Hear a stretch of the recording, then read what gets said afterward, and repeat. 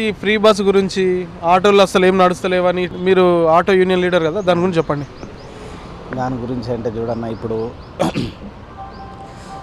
ఇప్పుడు బస్సులు ఫ్రీ చెప్పాడు కదా, కనీసం అతను ఇచ్చేది ఇప్పుడు ఈ స్కూల్ విద్యార్థులకో వికలాంగులకో ఫ్రీ, హాస్పిటల్లో కానీ ఫ్రీ చేసేది ఉండే.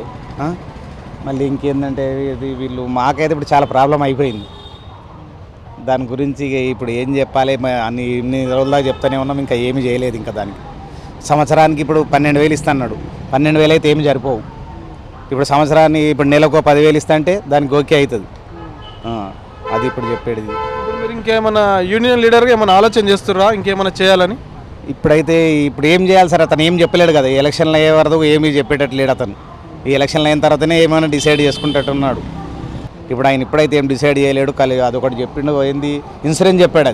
అదైతే ఆల్రెడీ ఇంతకుముందు ఉన్న ఇన్సూరెన్సే అది. ఈ కరెంటు విషయానికి వస్తే 200 యూనిట్లు దాటితే అమౌంట్ పడుతుంది అంటారు. అవి కొన్ని కండిషన్స్ ఉన్నాయి, దాని గురించి చెప్పండి. అయితే కండిషన్ ఏం సార్, ఇప్పుడు వాళ్ళు దాని గురించి మనకు అంత ఐడియా లేదు. అదే తెల్ల రేషన్ కార్డు ఉండాలి ఖచ్చితంగా. రేషన్ కార్డు అయితే కంపల్సరీ ఉండాలంటున్నాడు. దాని గురించి కూడా 200 లోపల యూనిట్ కాలితే అది కూడా 1 ఇయర్ది లెక్క చేసి దాన్ని చేస్తా అంటున్నారు. ఏమో అది మనం వచ్చే మంత్ అయితే తెలుస్తుంది మనకు. అది ఇక్కడ బస్సెస్ లేవు కాబట్టి స్టేషన్ దగ్గర అదేదో నడుస్తుంది మాకు, అంతే. వేరేది చాలా కష్టం ఉంది ఇప్పటికైతే. ఓలా ఊబర్ కూడా బాగా ప్రాబ్లం ఉంది మాకు ఐటీ నుంచి కూడా. ఇప్పుడు ఏం రానప్పుడు ఇన్ని ఆటోలు ఇక్కడే ఉంటాయా? కనీసం ఎక్కడ వేరే సైడ్ వెళ్ళి అట్లా ట్రై చేయడం ఏం చేయరా? ఏం చేయరు, ఇక్కడే ఉంటాయి ఈ ఆటోలన్నీ. ఇంతమందికి ఎట్లా వస్తారు జనాలు? రారు కదా. అంటే ట్రైన్ వచ్చినప్పుడు వస్తారు, ఇక లైన్తోనే వెళ్తాయి అట్లా. కాకపోతే ఇక తక్కువనే కదా ఎంత ఉన్నా. అదే అయితే లేదు ప్రాబ్లం. ఏం చేద్దాం?